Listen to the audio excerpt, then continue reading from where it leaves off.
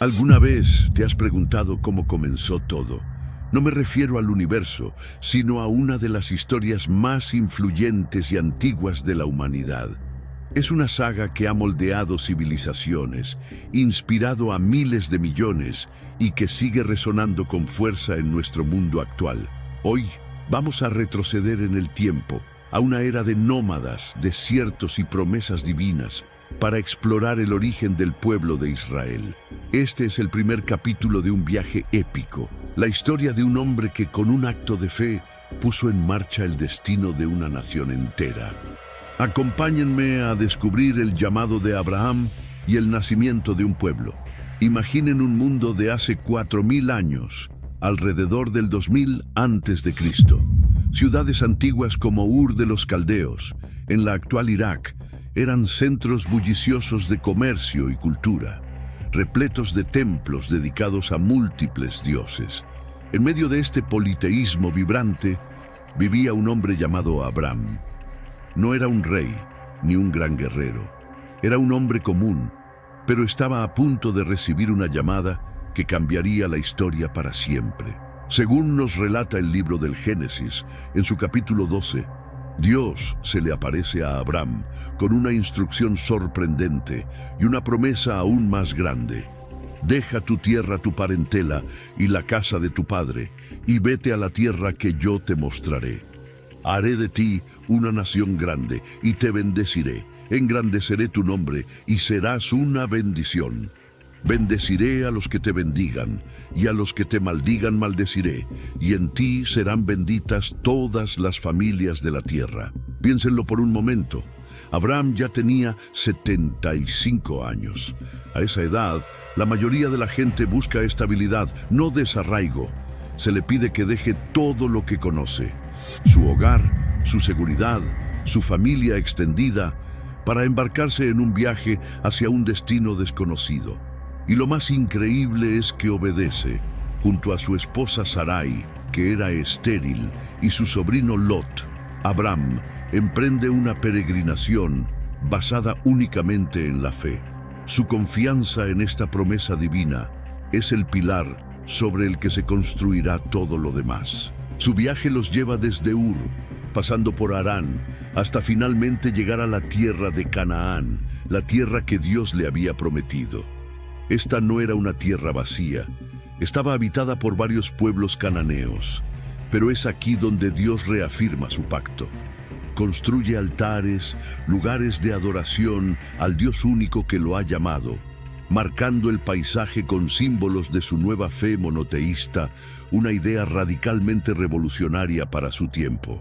El pacto entre Dios y Abraham, cuyo nombre más tarde sería cambiado a Abraham, que significa padre de multitudes, es el núcleo de esta historia. Es un pacto eterno. Dios promete a Abraham una descendencia tan numerosa como las estrellas del cielo y las arenas del mar.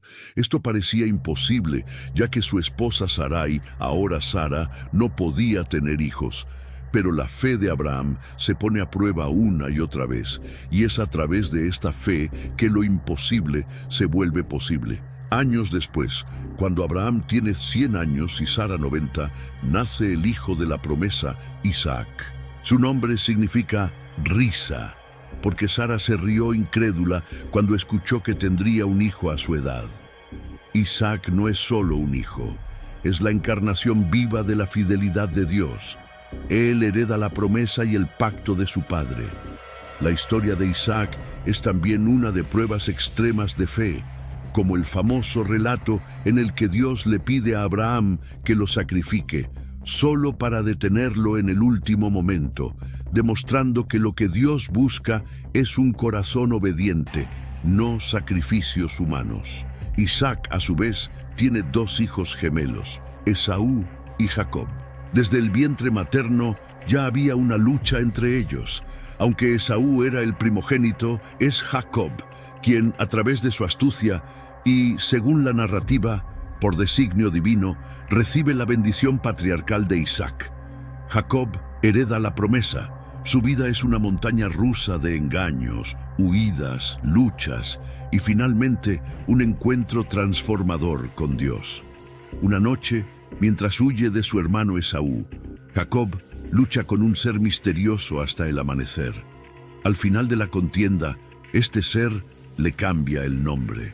Ya no será Jacob el que suplanta, sino Israel, que puede interpretarse como el que lucha con Dios. Este cambio de nombre es monumental. No solo define a un hombre, sino que bautiza a la futura nación. El pueblo de Israel será conocido como aquellos que luchan y perseveran con Dios. Jacob, ahora llamado Israel, tiene 12 hijos con sus esposas, Lía y Raquel, y sus siervas. Estos 12 hijos se convertirán en los patriarcas, los fundadores de las 12 tribus de Israel: Rubén, Simeón, Leví, Judá, Dan, Neftalí, Gad, Aser, Isaacar, Zabulón, José y Benjamín. La estructura de la nación escogida ya está tomando forma.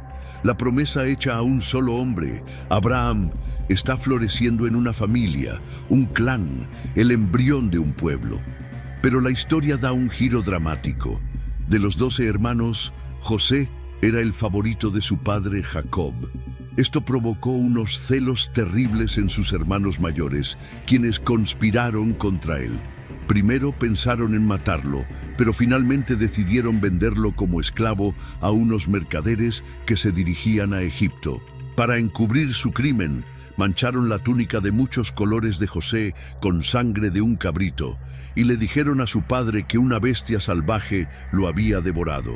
Jacob quedó desconsolado, creyendo muerto a su hijo amado. Mientras tanto, en Egipto, la vida de José es un testimonio de resiliencia y favor divino. A pesar de ser esclavo y luego encarcelado injustamente, su habilidad para interpretar sueños lo lleva ante el mismo faraón. José interpreta el sueño del faraón sobre 7 vacas gordas y 7 vacas flacas, como una profecía. Vendrán 7 años de abundancia, seguidos de 7 años de una hambruna terrible. Impresionado por su sabiduría, el faraón nombra a José gobernador de todo Egipto, solo por debajo de él en poder. José administra sabiamente los recursos durante los años de abundancia, almacenando grano en preparación para la escasez. Cuando la hambruna predicha azota toda la región, no solo Egipto tiene comida, sino que se convierte en el granero del mundo antiguo. La hambruna también afecta a la tierra de Canaán, donde vive Jacob y su familia. Desesperado, Jacob envía a sus hijos a Egipto para comprar grano, sin saber que el poderoso gobernador con quien tendrán que tratar es en realidad el hermano que vendieron años atrás. Lo que sigue es una de las historias de reconciliación más conmovedoras de la literatura. Tras poner a prueba a sus hermanos para ver si habían cambiado, José finalmente se revela entre lágrimas. Yo soy José. ¿Vive aún mi padre? El reencuentro es emotivo y lleno de perdón. José, en lugar de buscar venganza, ve la mano de Dios en todo lo que sucedió. Les dice una frase que resume su perspectiva. Vosotros pensasteis hacerme mal, pero Dios lo encaminó a bien, para hacer lo que vemos hoy, para mantener en vida a mucho pueblo. José traslada a toda su familia, a su padre Jacob y a sus 11 hermanos con sus clanes, a Egipto. Se asientan en la fértil tierra de Gosén, donde prosperan y se multiplican. Lo que comenzó como un pequeño clan de 70 personas que bajaron a Egipto se convierte a lo largo de varias generaciones en un pueblo numeroso. La promesa de Dios a Abraham de una descendencia incontable se estaba cumpliendo de una manera inesperada en una tierra extranjera. Así concluye esta primera etapa monumental. Hemos visto cómo de un hombre solo, Abraham, a través de un llamado divino y un pacto eterno, nace una familia. Esta familia, a través de Isaac y Jacob, se convierte en las 12 tribus de Israel. Y estas tribus, por una vuelta del destino que las lleva a Egipto, se transforman de un clan a una nación en ciernes, lista para el siguiente capítulo de su historia, el Éxodo. El tema central de este periodo es inconfundible: Es el comienzo de la fe, la soberanía de la promesa divina y la forja de la identidad del pueblo escogido. La frase que resuena a lo largo de estos siglos es poderosa. De un hombre solo, Dios formó una nación eterna. La historia de Abraham, Isaac y Jacob nos enseña que los grandes comienzos a menudo surgen de actos de fe aparentemente pequeños y que incluso en medio de la traición, el sufrimiento y el exilio, un propósito mayor puede estar desarrollándose. Imaginen un pueblo que, tras generaciones de prosperidad en una tierra extraña, se convierte en esclavo. Los descendientes de Abraham, que habían encontrado refugio en Egipto, ahora se enfrentaban a una opresión brutal. 400 años de trabajos forzados, de látigos y de un sufrimiento que parecía no tener fin. Esta no es solo una historia de opresión, es la forja de un carácter, la preparación silenciosa de un pueblo destinado a un propósito extraordinario. En el crisol del dolor, la memoria de las promesas hechas a Abraham, Isaac y Jacob se mantenía viva, un susurro de esperanza en medio de la desesperación. En este oscuro panorama, Dios estaba obrando. En las aguas del Nilo, un bebé hebreo llamado Moisés es salvado milagrosamente de un decreto de muerte.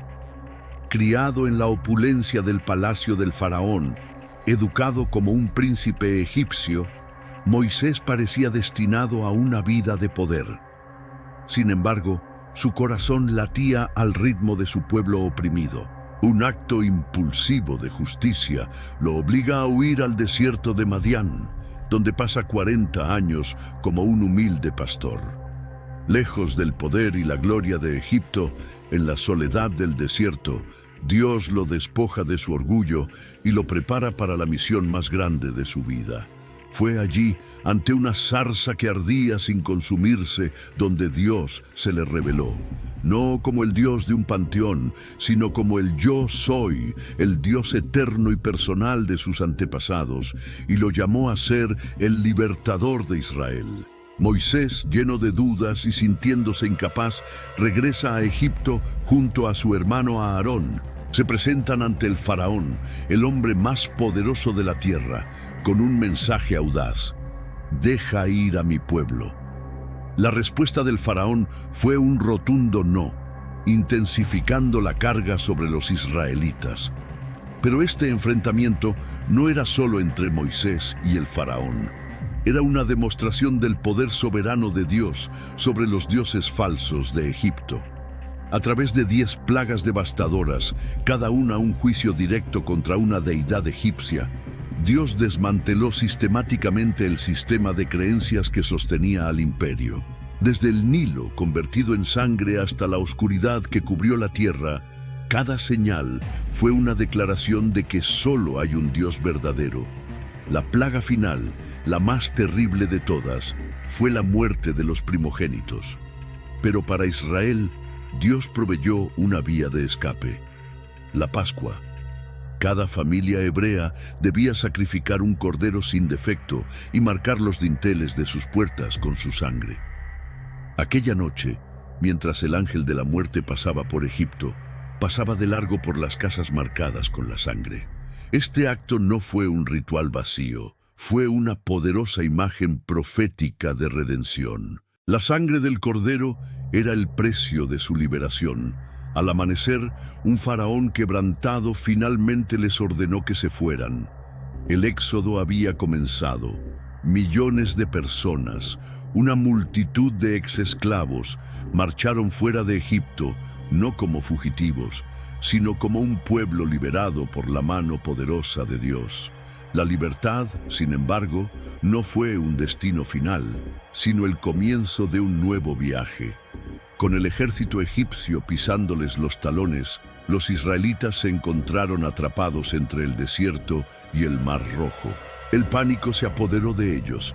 Los había sacado Dios de Egipto solo para morir en el desierto. Pero Dios aún no había terminado de mostrar su poder. Moisés extendió su vara y las aguas del Mar Rojo se dividieron creando un camino seco para que Israel cruzara. Cuando el último israelita llegó a la otra orilla, las aguas se cerraron sobre el ejército egipcio, aniquilando la amenaza para siempre. En esa orilla, Israel cantó un cántico de victoria, celebrando no su propia fuerza, sino la salvación de su Dios. Habían sido testigos de un milagro que se contaría por generaciones. Tras la euforia de la liberación, llegó la dura realidad del desierto. El pueblo, acostumbrado a la dependencia en Egipto, comenzó a quejarse. Se quejaron por la falta de agua, por la falta de comida. Su memoria a corto plazo olvidaba los milagros y solo recordaba las ollas de carne de la esclavitud, pero cada queja se convirtió en una oportunidad para que Dios les enseñara a depender de Él. Les proveyó agua de una roca, hizo llover maná del cielo, un pan celestial que los sustentaba cada día, enseñándoles que no solo de pan vivirá el hombre, sino de toda palabra que sale de la boca de Dios. El desierto se convirtió en un aula, un lugar de prueba y purificación. Después de 3 meses de viaje, llegaron al pie del monte Sinaí. Aquí, el propósito del éxodo se revelaría en su totalidad. Dios no solo los había liberado de la esclavitud física en Egipto, ahora buscaba liberarlos de la esclavitud espiritual que llevaban en sus corazones. En medio de truenos, relámpagos y una densa nube, Dios descendió sobre la montaña. El pueblo temblaba ante la manifestación tangible de su santidad. Fue aquí donde Dios le entregó a Moisés la ley, comenzando con los 10 mandamientos. Estos no eran simples reglas arbitrarias, sino el diseño de Dios para una sociedad justa y santa. Eran los principios que definirían su relación con Él y entre ellos. La ley era un regalo, un pacto. Dios les dijo: si me obedecen y guardan mi pacto, serán mi tesoro especial entre todas las naciones, un reino de sacerdotes y una nación santa.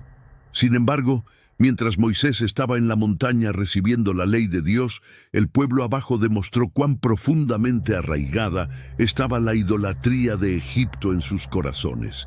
Impacientes, le pidieron a Aarón que les hiciera un Dios que pudieran ver, y construyeron un becerro de oro, una imitación de los ídolos egipcios, y lo adoraron. Este acto de traición reveló la verdad fundamental de la condición humana. La libertad externa no garantiza la fidelidad interna. Rompió el pacto casi tan pronto como se hizo.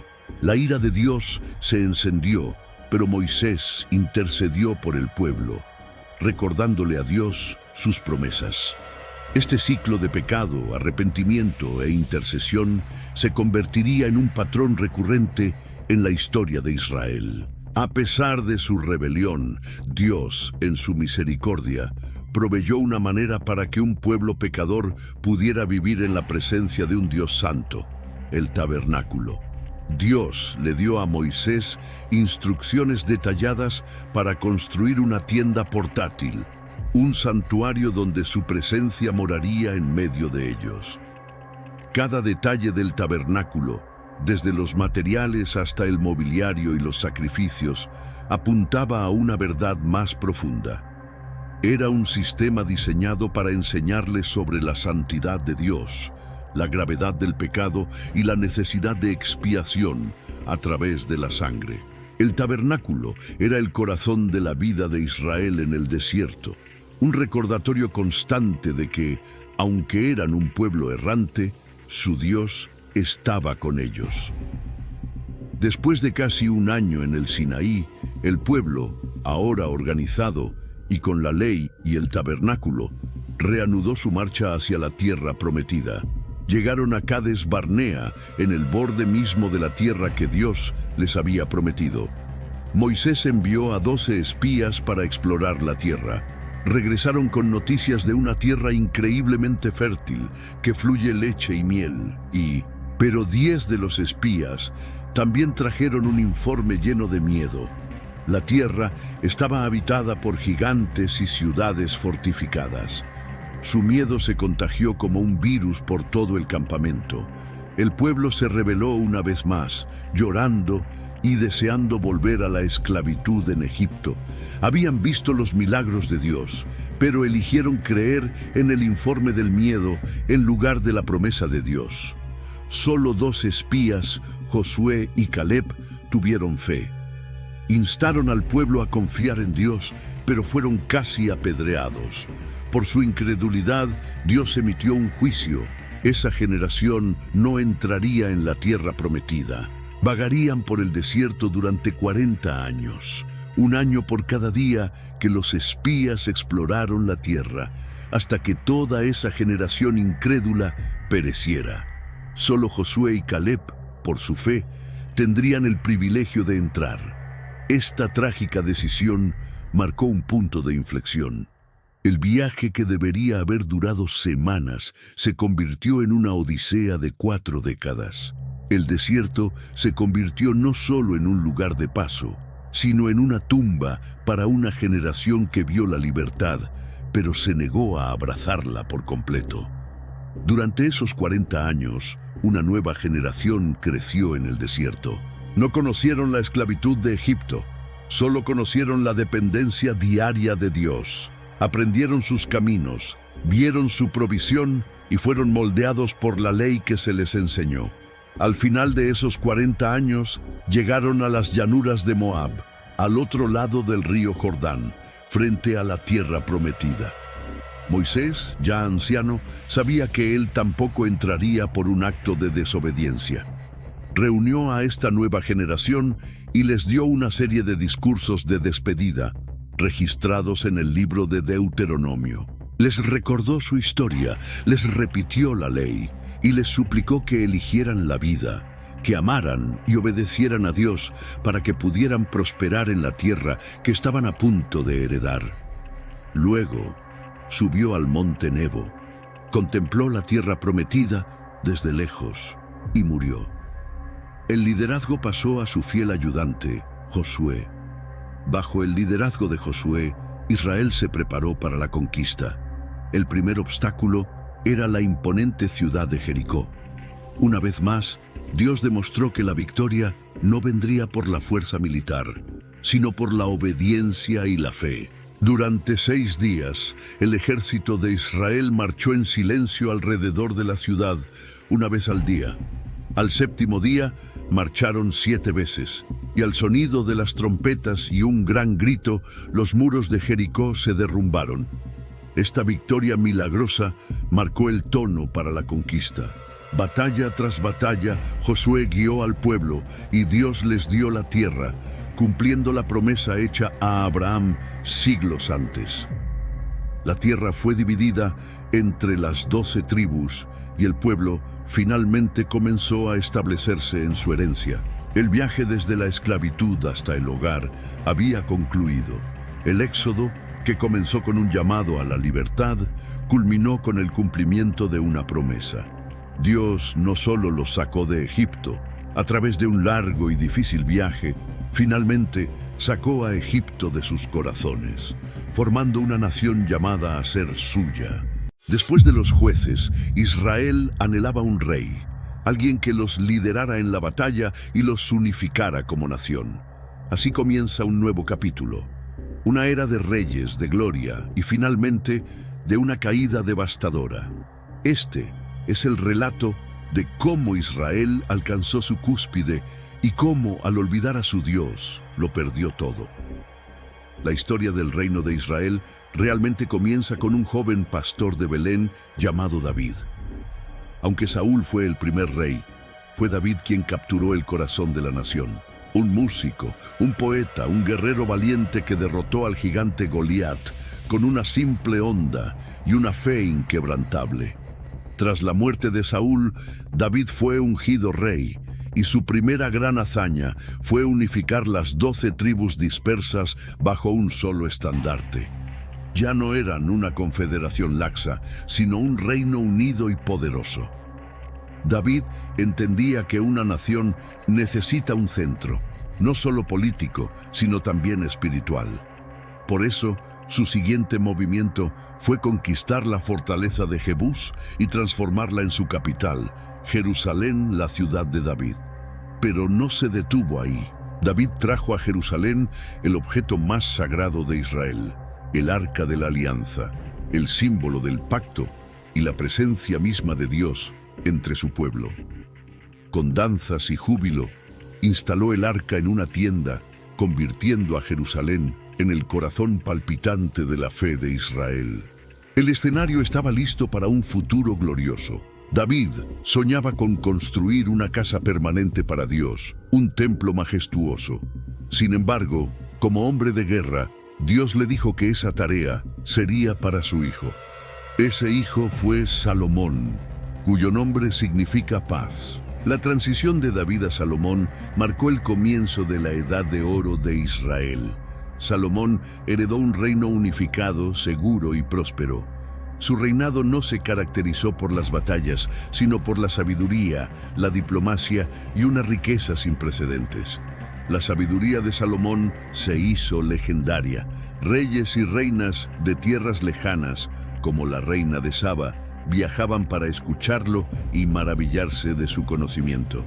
Esta sabiduría no era solo para resolver disputas, sino que también la aplicó en la administración del reino, estableciendo rutas comerciales y alianzas que llenaron las arcas de Israel de oro, plata y especias exóticas.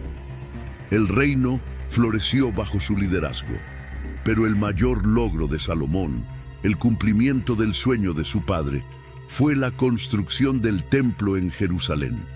Durante 7 años, los mejores artesanos y los materiales más preciosos se emplearon para edificar esta magnífica estructura en el monte Moriah. El templo no era solo un edificio, era la morada terrenal de Dios, un símbolo visible y permanente de su presencia en medio de su pueblo. El día de su dedicación fue el punto más alto de la historia de Israel. La gloria de Dios llenó el templo y la nación entera se postró en adoración. Parecía que la promesa de Dios a Abraham estaba completamente realizada. Una gran nación en su propia tierra, viviendo en comunión con su Creador. Sin embargo, en medio de toda esta gloria, las semillas de la destrucción ya estaban siendo sembradas. Salomón, en su afán por establecer alianzas políticas, tomó cientos de esposas y concubinas de naciones extranjeras. Estas mujeres trajeron consigo a sus dioses paganos, y para complacerlas, Salomón construyó altares a ídolos como Astarté y Moloc, incluso a la vista del templo que él mismo había edificado. El rey sabio comenzó a desviar su corazón del único Dios verdadero. Su gran sabiduría no fue suficiente para protegerlo de la tentación y la desobediencia. La opulencia del reino también tuvo un alto costo.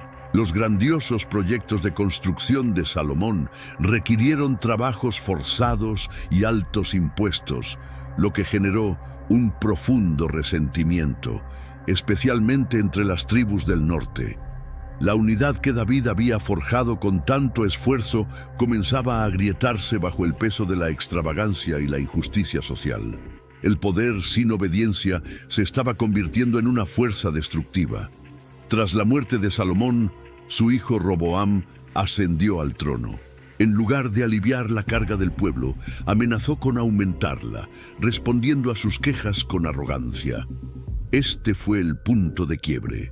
10 de las tribus del norte se rebelaron y formaron su propio reino, el reino de Israel, con Jeroboam como su rey. Las tribus de Judá y Benjamín permanecieron leales a la casa de David, formando el reino de Judá en el sur, con Jerusalén como su capital. La gloriosa nación unida se había fracturado en dos. A partir de este momento, la historia se convierte en un triste relato de dos reinos hermanos, a menudo en conflicto. El reino del norte, Israel, tuvo una historia particularmente turbulenta. Para evitar que su pueblo viajara a Jerusalén a adorar y potencialmente regresara a la lealtad a Judá, el rey Jeroboam estableció 2 centros de adoración alternativos, colocando en ellos becerros de oro. Este acto, una repetición del pecado en el monte Sinaí, selló el destino del reino del norte. Durante los siguientes 200 años, una sucesión de reyes malvados perpetuó la idolatría y la corrupción. A pesar de la constante desobediencia, Dios no abandonó a su pueblo. Envió a profetas valientes como Elías y Eliseo, quienes realizaron milagros y desafiaron a los reyes idólatras, como Acab y su esposa Jezabel. Elías, en el Monte Carmelo, se enfrentó a 450 profetas de Baal en una demostración dramática del poder del único Dios verdadero. Profetas como Amós y Oseas también clamaron por la justicia social y el regreso a la fidelidad del pacto, pero sus advertencias en su mayoría cayeron en oídos sordos. El juicio finalmente llegó. Alrededor del año 722 a.C., el poderoso imperio asirio invadió el reino del norte. Conquistaron su capital, Samaria, y deportaron a gran parte de la población, esparciéndola por todo su imperio. Estas 10 tribus se perdieron en la historia, asimiladas por otras culturas. El reino de Israel había dejado de existir, una consecuencia directa y trágica de su persistente rebelión contra Dios. Mientras tanto, en el sur, el reino de Judá tuvo una historia mixta. Al tener a Jerusalén y el templo, y una línea ininterrumpida de descendientes de David en el trono, hubo momentos de gran reforma espiritual. Reyes como Ezequías y Josías redescubrieron la ley de Dios, purificaron el templo de ídolos y llevaron al pueblo a renovar su pacto. Durante sus reinados, Judá experimentó períodos de paz y bendición, pero estos momentos de fidelidad eran a menudo breves. La mayoría de los reyes de Judá siguieron el mal ejemplo de sus vecinos del norte, permitiendo que la idolatría y la injusticia se arraigaran nuevamente. Dios también les envió profetas poderosos, como Isaías, Miqueas y Jeremías. Isaías habló de un futuro Mesías que nacería del linaje de David y traería la salvación. Jeremías, el profeta llorón, suplicó apasionadamente al pueblo que se arrepintiera, advirtiéndoles de la inminente destrucción si no lo hacían. Sus advertencias, al igual que las de los profetas del norte, fueron ignoradas. La nación había llegado a un punto sin retorno. La paciencia de Dios había llegado a su límite. Una nueva superpotencia mundial, el Imperio Babilónico, surgió en el este, en una serie de invasiones que culminaron en el año 586 a.C. El ejército babilónico, bajo el mando del rey Nabucodonosor, sitió y destruyó Jerusalén. La devastación fue total. Los muros de la ciudad fueron derribados. El magnífico templo de Salomón, el símbolo de la presencia de Dios durante 400 años, fue saqueado y quemado hasta los cimientos. El pueblo de Judá, los últimos vestigios de la nación de Israel, fue llevado cautivo a Babilonia. El exilio había comenzado. La tierra prometida estaba vacía, el pacto parecía roto y la gloria se había desvanecido. Este período, desde el ascenso de David hasta la desolación del exilio, es una poderosa lección. Muestra la gloria que se puede alcanzar cuando una nación camina en obediencia a Dios, pero también ilustra la inevitable caída que sigue al orgullo, la idolatría y la desobediencia. La frase clave de esta era resuena a través de los siglos. El poder sin obediencia destruye incluso al pueblo escogido. La nación, que una vez fue una luz para las naciones, ahora se sentaba en la oscuridad del exilio, preguntándose si Dios los había abandonado para siempre. Pero incluso en esta hora más oscura, los profetas como Ezequiel y Daniel mantuvieron viva una chispa de esperanza, hablando de una futura restauración y un nuevo pacto que Dios haría con su pueblo. La caída fue devastadora, pero no sería el final de la historia. Imaginen esto, 70 años han pasado, una vida entera, 3 generaciones han nacido y muerto en una tierra extraña, Babilonia. El eco de las promesas de Dios, de un retorno a casa, parece un susurro lejano, casi olvidado. Pero para aquellos que mantuvieron la fe, la esperanza nunca se extinguió del todo, y entonces sucede. Ciro el Grande, rey de Persia, conquista Babilonia y en un giro asombroso de la historia emite un decreto. Los judíos pueden volver a casa, pueden regresar a Judá y reconstruir su templo. No fue una migración masiva, fue un remanente, un grupo valiente de unas 50.000 almas que decidió dejar atrás la vida que conocían para emprender un arduo viaje de regreso a una tierra que solo existía en las historias de sus abuelos. Liderados por hombres como Zorobabel, descendiente del rey David, y el sumo sacerdote Josué, llegaron a una Jerusalén en ruinas, los muros derribados, las casas destruidas y, lo más doloroso, el lugar donde una vez se alzó el magnífico templo de Salomón era solo un montón de escombros. Su primera tarea, antes incluso de reconstruir sus propios hogares, fue levantar el altar. En medio de la desolación, reanudaron los sacrificios, restableciendo el corazón de su adoración a Dios. Luego, bajo la dirección de Zorobabel, comenzaron la monumental tarea de reconstruir el templo. No fue fácil. La gente local, que se había asentado en la tierra durante el exilio, se opuso a ellos con hostilidad y amenazas. El trabajo se detuvo durante años y el desánimo se apoderó del pueblo. Fue entonces cuando Dios levantó a 2 profetas, Ageo y Zacarías. Sus mensajes fueron como un trueno. ¿Cómo pueden vivir en sus casas lujosas mientras la casa de Dios está en ruinas?, clamaba Ageo. Zacarías, por su parte, les recordó las promesas de un futuro glorioso, de un rey que vendría y traería una paz duradera. Sus palabras reavivaron la llama de la fe. El pueblo se levantó y con renovado vigor completó la construcción del segundo templo. Pero cuando terminaron, la alegría se mezcló con tristeza. Los ancianos que recordaban la magnificencia del templo de Salomón lloraron, porque este nuevo edificio, aunque significativo, no se comparaba en gloria. Era un símbolo de su propia condición. Habían regresado, sí, pero no eran la nación poderosa de antaño. Eran una provincia humilde bajo el dominio persa, una sombra de su pasado. La gloria no había regresado por completo. Décadas más tarde llegaron otros 2 líderes clave. Primero, Esdras, un sacerdote y escriba devoto. Llegó a Jerusalén y encontró al pueblo espiritualmente a la deriva. Se habían mezclado con los pueblos vecinos, adoptando sus costumbres y olvidando la ley de Dios. Esdras, con el corazón roto, se postró ante el pueblo, leyó la ley en voz alta y los llamó a un arrepentimiento profundo. Fue un avivamiento espiritual. El pueblo lloró, confesó sus pecados y renovó su pacto con Dios. Poco después llegó Nehemías. Él era el copero del rey persa Artajerjes, una posición de gran confianza. Cuando escuchó noticias de que los muros de Jerusalén seguían en ruinas, dejando a la ciudad vulnerable y a su gente avergonzada, su corazón se quebró.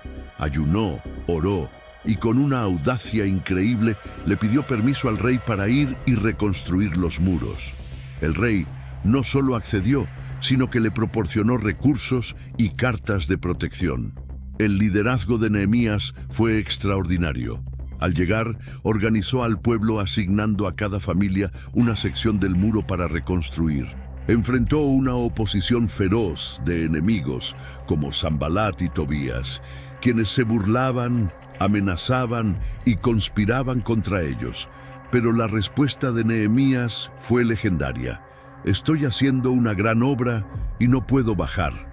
Organizó a los trabajadores para que llevaran una herramienta en una mano y un arma en la otra.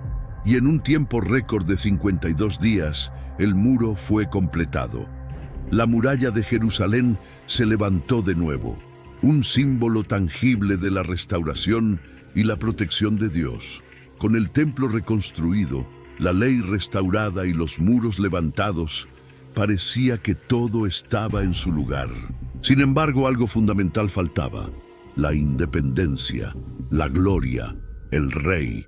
Vivieron bajo el dominio persa, luego bajo los griegos de Alejandro Magno y sus sucesores, y finalmente bajo el poder implacable de Roma. La pregunta ardía en el corazón de cada judío: ¿dónde está el Mesías? ¿Dónde está el Rey prometido que establecería un reino eterno? Los profetas habían hablado de él. Isaías lo describió como un siervo sufriente y un rey glorioso. Jeremías habló de un nuevo pacto escrito en los corazones. Daniel profetizó sobre un hijo del hombre que recibiría un dominio eterno. Miqueas, siglos antes, había señalado un pequeño y humilde pueblo, Belén. Allí nacería el gobernante de Israel. La esperanza mesiánica se convirtió en el latido del pueblo judío. Esperaban un libertador político, un guerrero como David que expulsaría a los romanos y restauraría el reino de Israel a su antigua gloria. Y entonces, en el apogeo del Imperio Romano, bajo el reinado del César Augusto, en el pequeño y olvidado pueblo de Belén, ocurrió el evento que dividiría la historia en dos. Nació un niño, su nombre era Jesús. Su nacimiento fue humilde, en un establo, porque no había lugar para ellos en la posada. Pero fue anunciado por ángeles a pastores en los campos, y sabios de Oriente viajaron desde lejos, guiados por una estrella, para adorar al rey recién nacido. Jesús creció en Nazaret, un carpintero. Alrededor de los 30 años comenzó su ministerio público, pero no era el Mesías que la mayoría esperaba. No levantó un ejército, no llamó a la rebelión contra Roma. Su mensaje era radicalmente diferente. Hablaba de un reino que no era de este mundo. «Arrepentíos, porque el reino de los cielos se ha acercado», proclamaba. Sanaba a los enfermos, daba vista a los ciegos, hacía caminar a los paralíticos y resucitaba a los muertos. Demostró tener poder sobre la naturaleza, calmando tormentas con una palabra. Sus enseñanzas, como el Sermón del Monte, pusieron el mundo de cabeza. Habló de amar a los enemigos, de poner la otra mejilla, de que los últimos serían los primeros. Afirmó ser el cumplimiento de las profecías. Él era el camino, la verdad y la vida. Él y el Padre eran uno. Para muchos, sus afirmaciones eran una blasfemia. Para los líderes religiosos era una amenaza a su poder y tradición. Esperaban un rey que conquistara a sus enemigos externos. Pero Jesús vino a conquistar al enemigo interno, el pecado y la muerte. Lo desafiaron, lo pusieron a prueba, pero nunca pudieron atraparlo en sus palabras. La gente común lo amaba. Las multitudes lo seguían, maravillados por su autoridad y compasión. Pero el conflicto era inevitable. La tensión llegó a su punto culminante en Jerusalén durante la Pascua. Jesús entró en la ciudad montado en un burro, cumpliendo la profecía de Zacarías, mientras la multitud gritaba: «Hosana, bendito el que viene en el nombre del Señor». Parecía el momento de la coronación, pero pocos días después, esa misma ciudad lo entregaría. Traicionado por uno de sus propios discípulos, Judas, Jesús fue arrestado. Sometido a una serie de juicios ilegales, fue acusado falsamente. Pilato, el gobernador romano, no encontró culpa en él, pero cedió a la presión de la multitud que ahora gritaba: «¡Crucifícalo!». La frase clave de esta era resuena con una ironía trágica. Rechazaron al rey, pero el reino siguió avanzando. Le ofrecieron a la multitud un asesino, Barrabás, o a su rey, Jesús, y eligieron a Barrabás. El rey prometido, el Mesías esperado durante siglos, fue azotado, humillado y clavado en una cruz romana, un instrumento de tortura reservado para los peores criminales. Sobre su cabeza, una inscripción irónica: «Jesús de Nazaret, Rey de los Judíos». Murió entre dos ladrones. La oscuridad cubrió la tierra. Parecía el final. La esperanza de Israel, muerta en una cruz. Sus seguidores se dispersaron, aterrorizados y desconsolados. Pero el domingo por la mañana, 3 días después, ocurrió lo imposible. Unas mujeres que fueron a la tumba la encontraron vacía. Un ángel les anunció: «No está aquí, ha resucitado».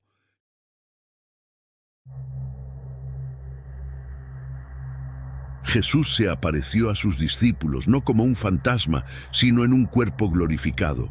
Comió con ellos, habló con ellos. La muerte no pudo retenerlo. Había conquistado al último enemigo. Su resurrección lo cambió todo. Transformó a un grupo de discípulos asustados en audaces proclamadores de una nueva realidad. Jesús les dio una última instrucción: la gran comisión: id por todo el mundo y predicad el Evangelio a toda criatura. El mensaje ya no era solo para Israel, era para el mundo entero. El reino que Jesús inauguró no estaba limitado por fronteras geográficas, sino que avanzaría en los corazones de hombres y mujeres de toda tribu, lengua y nación. Poco después, ascendió al cielo, prometiendo enviar al Espíritu Santo para empoderar a sus seguidores. Y en la fiesta de Pentecostés, esa promesa se cumplió. El Espíritu descendió sobre los discípulos en Jerusalén y comenzaron a hablar en diferentes idiomas, proclamando las maravillas de Dios. Ese día, unas 3.000 personas creyeron en Jesús y fueron bautizadas. La iglesia había nacido. El libro de los Hechos narra la explosiva expansión de este nuevo movimiento. A pesar de una persecución feroz, el mensaje se extendió como un reguero de pólvora desde Jerusalén a Judea, a Samaria y hasta los confines de la tierra. El apóstol Pablo, un antiguo perseguidor de la iglesia convertido radicalmente en el camino a Damasco, se convirtió en el misionero más grande de la historia, plantando iglesias por todo el Imperio Romano. Mientras tanto, en Judá, la tensión con Roma continuaba creciendo. La nación que había rechazado a su rey Mesías seguía buscando una liberación política. En el año 66 a.C. estalló una rebelión total. Los ejércitos romanos, bajo el mando del general Tito, sitiaron Jerusalén. El asedio fue brutal, marcado por el hambre, la enfermedad y la lucha interna. En el año 70 de Cristo, las legiones romanas rompieron las defensas, masacraron a la población y, cumpliendo una profecía que Jesús mismo había pronunciado décadas antes, destruyeron la ciudad y el magnífico segundo templo. No quedó piedra sobre piedra. Fue el fin de una era. El centro de la vida judía fue aniquilado. El pueblo fue masacrado o vendido como esclavo y dispersado por todo el imperio. La diáspora, la gran dispersión que había comenzado siglos antes con los asirios y babilonios, ahora era total y catastrófica. La historia del pueblo judío entraría en una nueva fase, una de supervivencia en el exilio, una vez más, que duraría casi 2000 años. Así, este capítulo de la historia se cierra con una paradoja asombrosa. La nación que esperaba un reino fue dispersada. El templo que era el centro de su fe fue destruido. Pero de las cenizas de Jerusalén, un nuevo tipo de reino, no de piedra y mortero, sino espiritual y eterno, ya se estaba extendiendo por todo el mundo, cambiando la historia para siempre.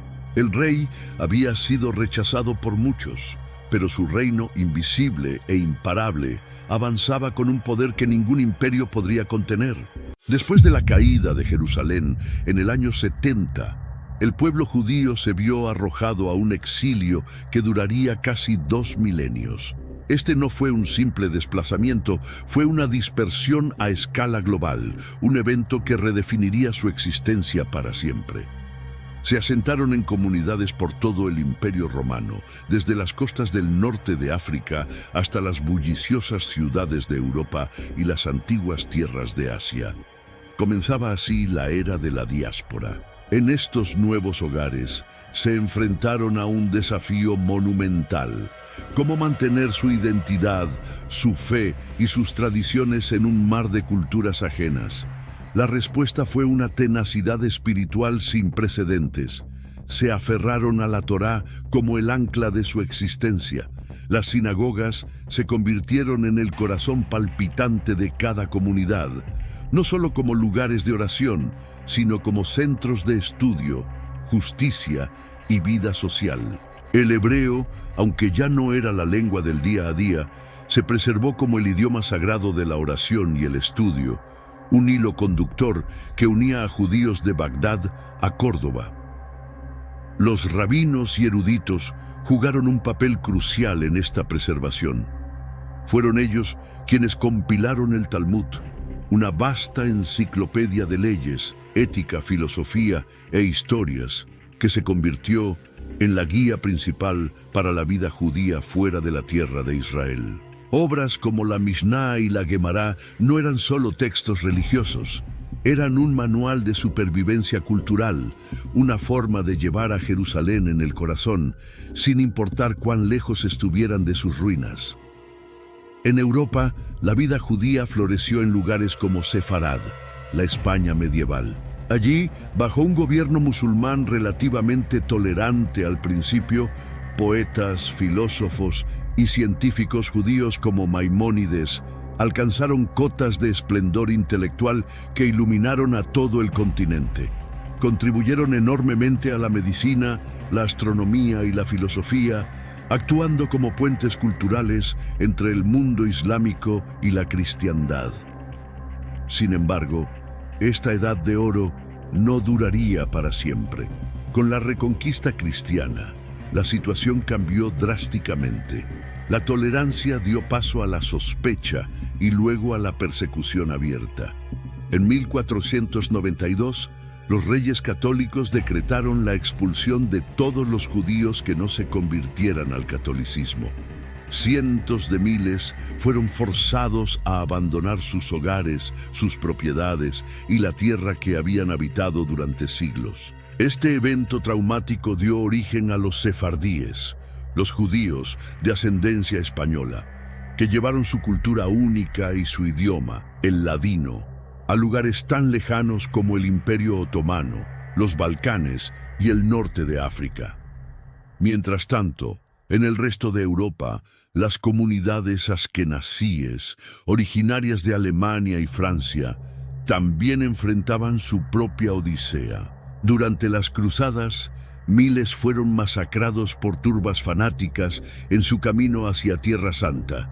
Se les acusaba de crímenes absurdos y se les confinaba en barrios amurallados conocidos como guetos. Se les prohibía poseer tierras y ejercer la mayoría de las profesiones, forzándolos a roles como el préstamo de dinero, lo que a su vez alimentaba más resentimiento y estereotipos negativos. A pesar de estas condiciones opresivas, la vida intelectual y espiritual askenazí también floreció.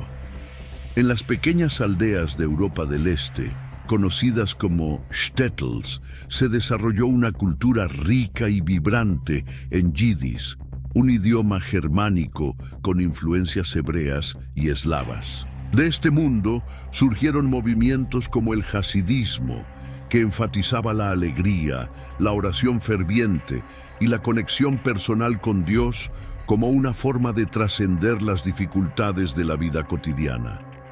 Era una teología de la esperanza nacida en medio de la desesperación. Sin embargo, la persecución continuó e incluso se intensificó. En la Rusia zarista, a partir del siglo XIX, las comunidades judías sufrieron oleadas de violencia masiva conocidas como pogromos. Aldeas enteras fueron incendiadas y miles de hombres, mujeres y niños fueron brutalmente asesinados por turbas enfurecidas, a menudo con la complicidad o la inacción de las autoridades. Estas masacres provocaron una emigración masiva, con millones de judíos huyendo hacia Europa Occidental y especialmente hacia América en busca de seguridad y una nueva vida. A lo largo de todos estos siglos de sufrimiento, una pregunta resonaba constantemente en el corazón judío. ¿Dónde está Dios en medio de tanto dolor? La respuesta no era simple, pero se encontraba en el núcleo de su fe, la creencia inquebrantable en el pacto. La promesa de Dios a Abraham, a Isaac y a Jacob no había sido anulada. Aunque estaban dispersos y perseguidos, no habían sido abandonados. Su supervivencia, contra toda lógica y probabilidad, era vista como la prueba misma de la fidelidad de Dios. Esta convicción se reflejaba en sus oraciones diarias, donde anhelaban el regreso a Sión y la reconstrucción de Jerusalén. Era un sueño que parecía imposible, una esperanza que desafiaba la dura realidad de su exilio. Pero era una esperanza que los mantenía unidos, que les daba un propósito y que alimentaba su increíble capacidad de resiliencia. Entonces llegó el siglo XX, y con él, la noche más oscura de la historia judía.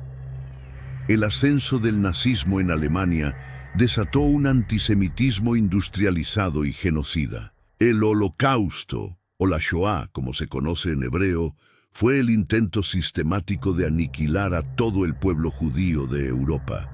6 millones de judíos, un tercio de la población judía mundial, fueron asesinados en campos de exterminio, en fusilamientos masivos y por el hambre y la enfermedad en los guetos.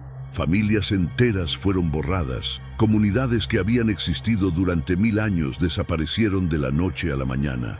La Shoah fue un cataclismo de una magnitud inimaginable, un evento que desafió los cimientos de la fe y la civilización humana. Parecía que, finalmente, las fuerzas del odio habían triunfado y que la larga historia del pueblo judío había llegado a su fin más trágico. Pero incluso desde las cenizas de Auschwitz, la llama de la esperanza no se extinguió por completo. La historia de la diáspora es, en última instancia, una historia de supervivencia milagrosa.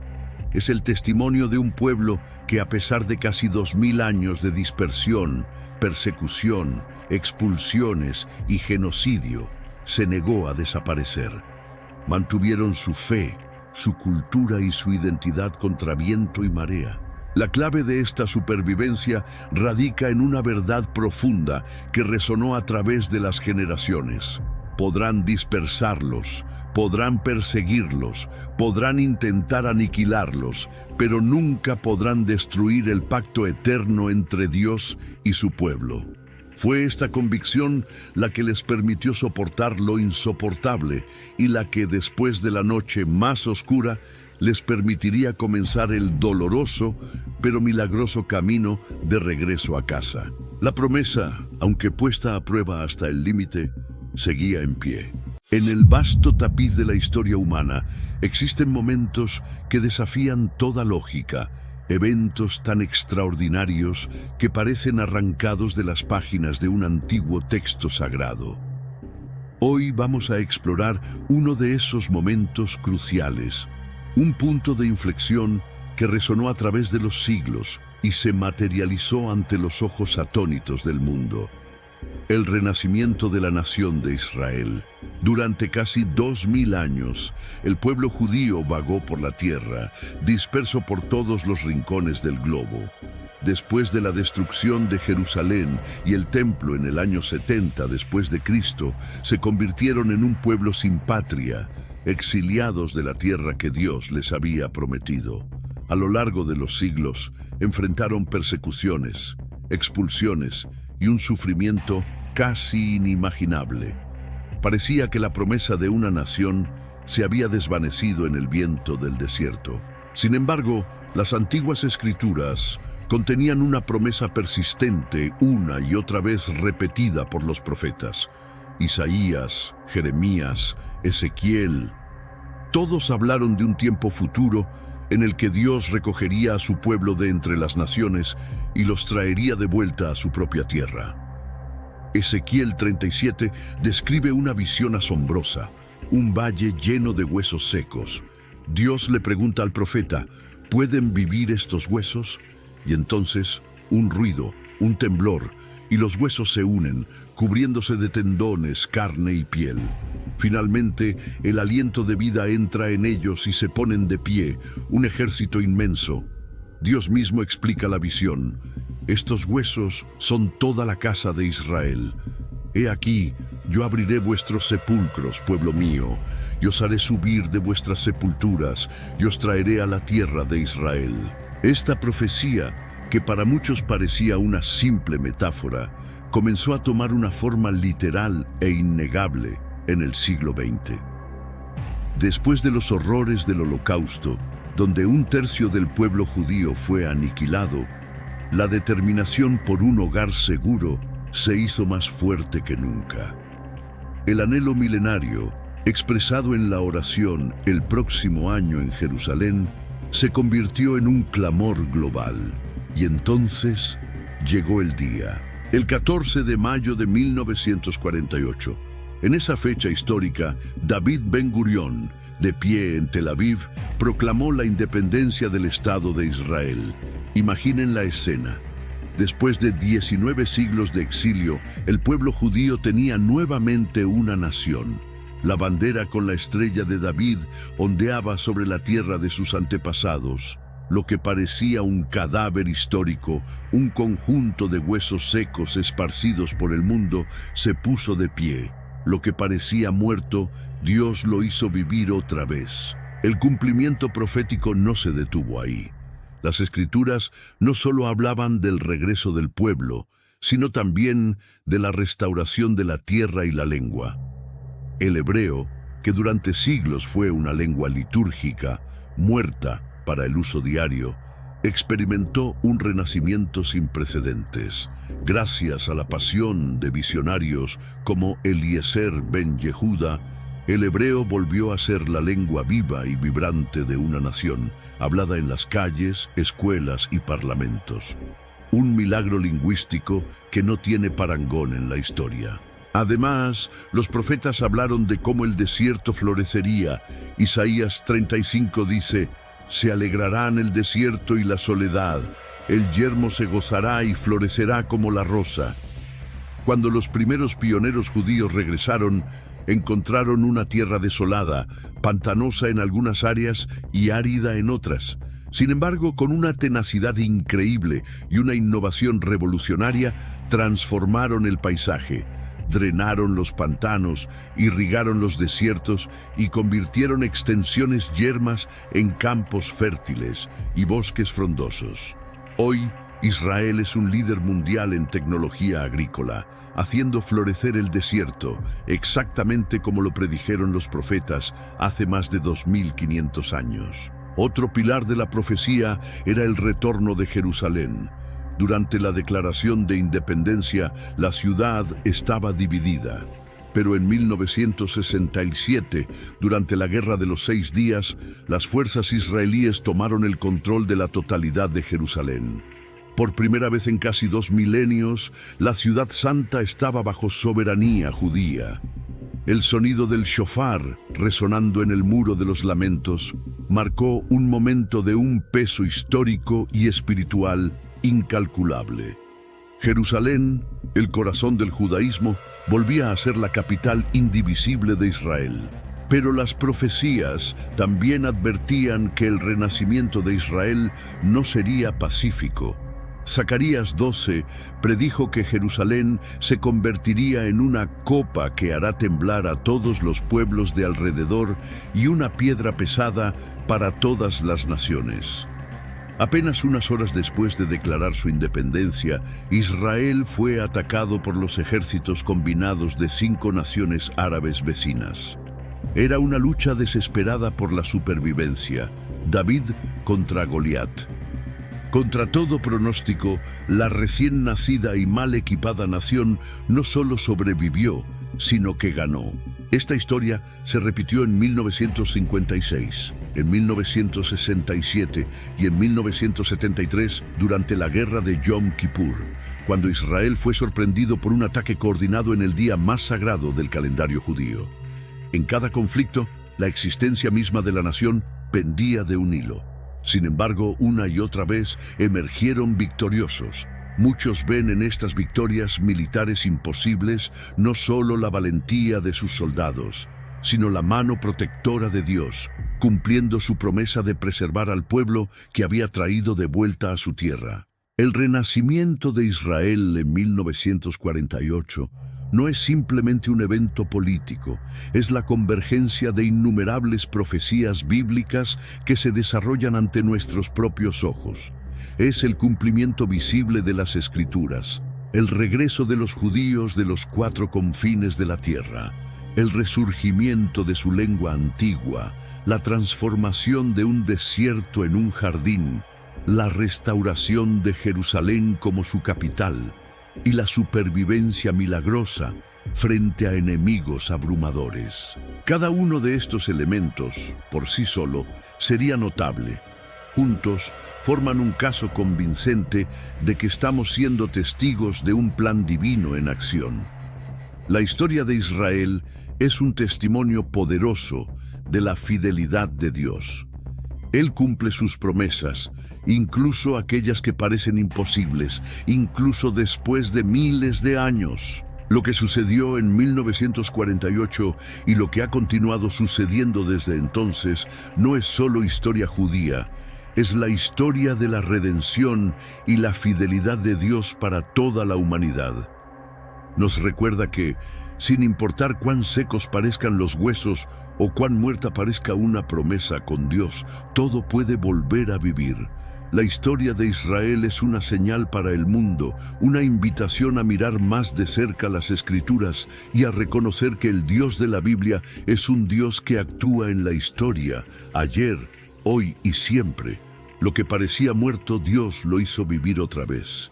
El mapa del mundo actual nos muestra a Israel como una nación vibrante, un punto de encuentro entre lo antiguo y lo ultramoderno. En sus ciudades, la historia milenaria convive con centros de innovación tecnológica de vanguardia. Políticamente, es un actor clave en el escenario geopolítico de Oriente Medio, un lugar que constantemente acapara titulares y genera debates en todo el planeta.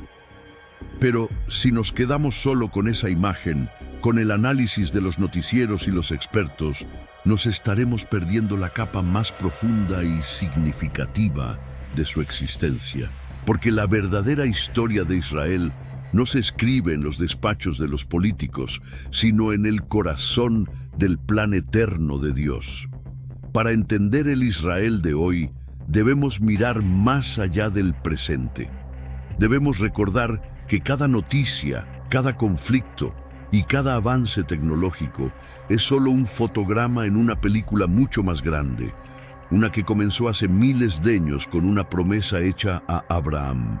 Esta nación no es un accidente de la historia, es un testimonio viviente de la fidelidad de un Dios que cumple lo que promete. Su regreso a la tierra después de casi 2 milenios de diáspora no fue simplemente un evento político. Fue el cumplimiento de profecías escritas por hombres como Ezequiel, Isaías y Jeremías, quienes anunciaron que en los últimos tiempos Dios juntaría a su pueblo de todas las naciones y los traería de vuelta a su hogar. Hoy vemos ese cumplimiento con nuestros propios ojos. El desierto ha florecido, tal como Isaías profetizó. Ciudades que eran ruinas han sido reconstruidas. El idioma hebreo, una lengua considerada muerta, ha resucitado y se habla en las calles de Tel Aviv y Jerusalén. Cada uno de estos hechos no es una coincidencia, sino una marca en el calendario profético de Dios. Una señal de que su plan sigue avanzando, imperturbable ante los vaivenes de la historia humana. Pero la profecía no se detiene en el regreso físico. Los profetas también hablaron de un futuro aún más glorioso y, a la vez, de un tiempo de pruebas sin precedentes. Nos hablaron del regreso del Mesías, no como el siervo sufriente de su primera venida, sino como el rey victorioso que establecerá su reino de justicia y paz. Y el epicentro de este acontecimiento final, el escenario donde se desarrollará el último acto del drama humano, es Jerusalén, Zacarías profetizó que Jerusalén se convertiría en una copa que hará temblar a todos los pueblos de alrededor y en una piedra pesada para todas las naciones. ¿No es eso exactamente lo que vemos hoy? La atención del mundo entero está fijada en esta ciudad.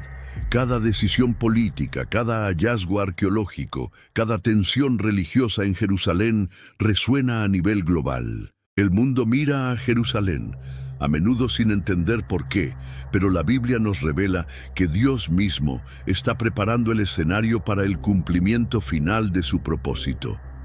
Las Escrituras nos advierten de un conflicto final, un tiempo de angustia para Jacob, como lo llamó Jeremías, pero también de una liberación definitiva. Hablan de una batalla culminante en la que las naciones se reunirán contra Jerusalén, pero también del momento en que el Mesías pondrá sus pies sobre el monte de los olivos y peleará por su pueblo. En ese día, dice el profeta Zacarías, el pueblo de Israel mirará a aquel a quien traspasaron y llorarán por él como se llora por un hijo único. Será un momento de arrepentimiento nacional y de redención espiritual, cuando todo Israel será salvo, como escribió el apóstol Pablo.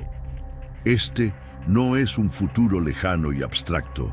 Las señales que vemos hoy en Israel y en el mundo nos indican que el reloj profético está avanzando. El resurgimiento de Israel como nación, el enfoque global en Jerusalén, la creciente hostilidad de las naciones, todo apunta hacia la consumación de los tiempos que los profetas anunciaron. No se trata de especular con fechas y horas, algo que Jesús mismo nos advirtió que no hiciéramos, sino de reconocer los tiempos y vivir con una esperanza expectante. El plan de Dios para Israel incluye una restauración completa, espiritual, moral y física. Ezequiel habló de un nuevo corazón y un nuevo espíritu que Dios pondría en su pueblo. Isaías describió un tiempo en que Jerusalén sería llamada ciudad de justicia, ciudad fiel, y de sus calles manaría la ley del Señor para todas las naciones. Este es el futuro glorioso que le espera a Israel, un futuro en el que finalmente cumplirá su vocación original: ser una luz para las naciones, un canal de bendición para toda la humanidad a través del reinado de su Mesías. La historia de Israel, por lo tanto, no es simplemente la crónica de un pueblo antiguo, es el hilo conductor de la historia de la redención de Dios para el mundo entero. Desde la elección de Abraham hasta el trono del Mesías en Jerusalén, cada capítulo nos revela el carácter de un Dios fiel, soberano y lleno de amor. Es una historia que nos involucra a todos, porque en el Mesías de Israel, judíos y gentiles, encontramos salvación y un propósito eterno. Así que, mientras observamos los acontecimientos en Oriente Medio, hagámoslo con una perspectiva bíblica. No nos dejemos llevar solo por el análisis político o la polarización mediática. Recordemos que, detrás de todo, hay un plan divino en marcha. Dios está moviendo las piezas en el tablero de la historia, preparándolo todo para el regreso de su Hijo y el establecimiento de su reino eterno. La historia de Israel no termina, apenas se acerca a su cumplimiento. Y en ese cumplimiento encontramos nuestra más grande esperanza. El mismo Dios que ha sido fiel a Israel a lo largo de milenios, es el mismo Dios que es fiel a cada uno de nosotros hoy. Su plan es perfecto, su tiempo es exacto y su victoria es segura. El mundo mira a Jerusalén y Dios prepara el escenario del cumplimiento final. Estemos atentos, estemos preparados y mantengamos nuestra fe firme en el Rey que viene. Gracias por acompañarnos en este viaje a través de la increíble historia de Israel. Si este contenido te ha bendecido y te ha abierto los ojos a la fidelidad de Dios, te invito a que le des me gusta a este video, te suscribas a nuestro canal y actives la campanita para no perderte ningún episodio. Tu apoyo nos ayuda a seguir compartiendo este mensaje de esperanza. Hasta la próxima.